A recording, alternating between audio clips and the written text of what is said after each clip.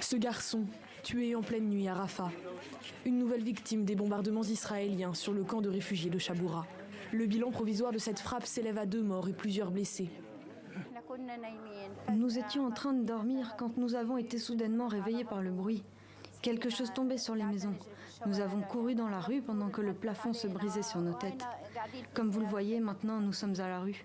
Nous ne savons pas où aller. Les victimes ont été transportées dans 2 hôpitaux différents, déjà débordés. L'armée israélienne a annoncé ce dimanche l'intensification de ses opérations dans le sud de la bande de Gaza, où des dizaines de milliers de Palestiniens se sont réfugiés. Israël prétend qu'il existe des zones résidentielles sûres ou des zones sécurisées. Mais cette attaque contredit ces allégations et ces mensonges.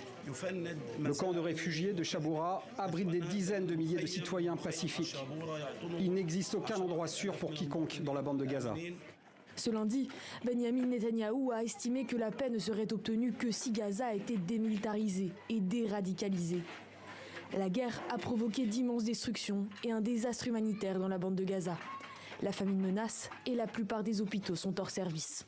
75 ans de souffrance, on nous a retiré nos droits, saisi notre pays et massacré notre peuple. Nos droits en tant qu'humains sont pourtant justifiés. Mais que peut-on faire? Nous avons quitté le pays pendant de nombreuses guerres, environ 7. Pourtant, le conflit persiste. C'est les politiques le problème, pas les gens. Les gens sont bons.